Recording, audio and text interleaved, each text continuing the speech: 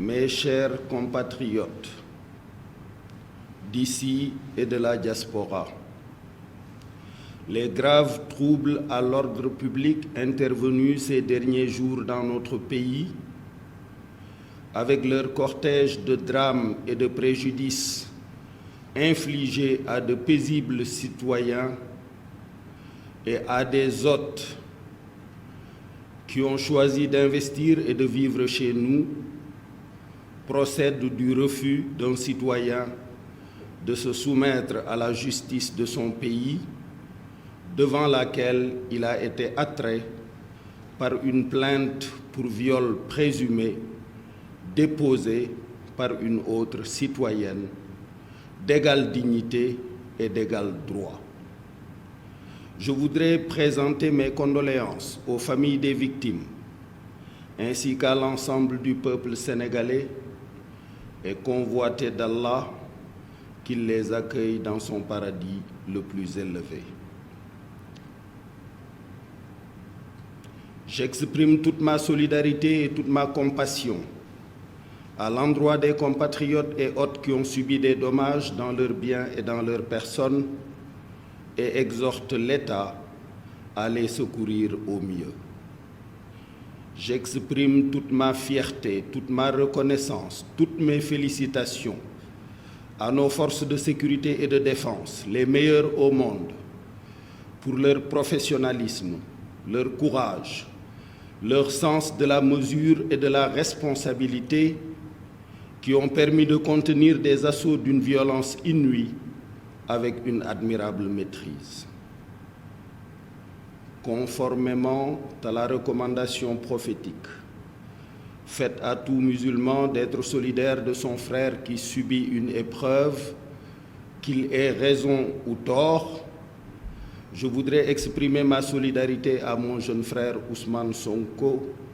frappé par une terrible épreuve.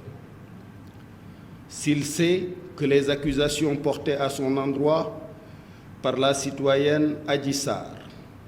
sont infondées et ne sont que le résultat d'un complot ourdi contre sa personne, je l'invite à faire ce que je fis en son temps,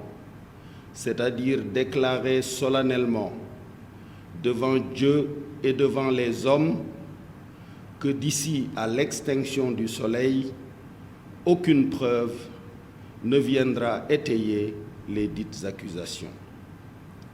S'il ne le peut pas, je lui recommanderai alors de se repentir, de demander pardon à sa famille, à ses militants et au peuple sénégalais et d'accepter avec dignité les conséquences des actes posés. Depuis le 1er novembre 2020, à partir de ma station de président du Conseil économique, social et environnemental, j'observe de façon privilégiée et au quotidien les activités de son Excellence, Monsieur le Président de la République. Je l'ai vu se battre de façon titanesque pour que le peuple sénégalais soit parmi les premiers en Afrique à recevoir le vaccin, même au prix d'efforts budgétaires incommensurables.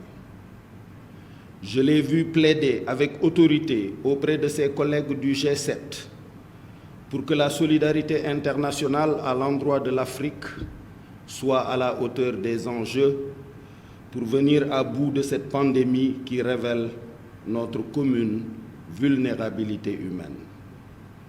Je l'ai vu insister pour que l'Afrique dispose de ressources financières conséquentes, au moyen de droits de tirage spéciaux, d'abandon de dette ou de tout autre mécanisme, afin de soulager les entreprises africaines et les investisseurs africains des terribles conséquences de la pandémie sur les fragiles économies africaines.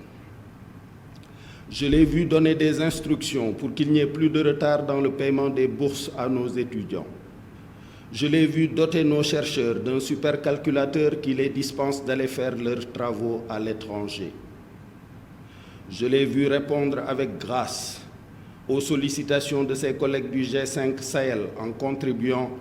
de façon significative à la lutte contre le terrorisme djihadiste dans notre sous-région.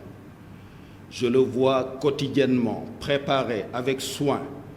son mandat en 2022 à la tête de l'Union africaine.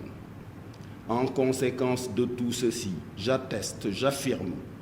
qu'il n'a pas le temps de conduire un opposant plusieurs fois à Sweet Beauté, ni de fomenter de sordides activités qui se seraient passées dans ce salon de massage. J'invite les militantes et les militants de l'opposition, patriotes sincères, partageant avec nous l'amour du pays, de sa paix, de ses intérêts et de sa prospérité, à ne pas servir de bouclier à un quelconque gourou, à ne pas se laisser manipuler ni infiltrer par des intérêts encagoulés, nationaux comme internationaux, qui, frustrés de ne pas accéder aux ressources pétrolières et gazières du Sénégal, frustrés de ne pas voir l'État accéder à leurs demandes illégitimes, nourrissent le plan de déstabiliser notre pays. J'incite mon jeune frère Ousmane Sonko, directement ou à travers ses conseils, à s'adresser à ses partisans pour les inviter à cesser toutes activités insurrectionnelles, de pillage ou de déstabilisation du pays. S'il le fait, j'accéderai alors aux nombreuses demandes à moi adressées, dont celle de notre compatriote Alioune Tine, membre éminent de la société civile africaine,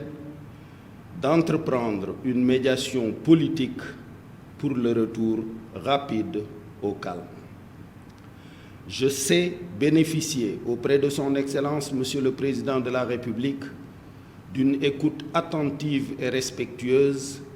qui me fait espérer des résultats positifs pour cette médiation, le cas échéant. Aux autres manifestants qui n'ont rien à voir avec l'affaire Sonko-Adji Sarr, mais qui sont également nos fils et nos filles, nos nièces et nos neveux, je veux dire ceci. Nous comprenons vos souffrances et votre mal-être, dus au manque d'emploi et aux difficultés de toutes sortes engendrées par la pandémie, notamment dans cette deuxième phase où l'État n'a pas pu dégager 1000 milliards comme dans la première phase pour venir en aide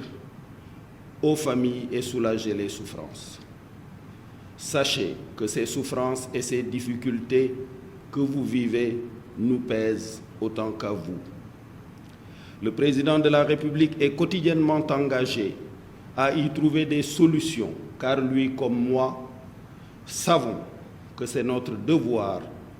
comme nous le faisons avec nos propres enfants, de vous nourrir contre la faim et de vous rassurer contre la crainte.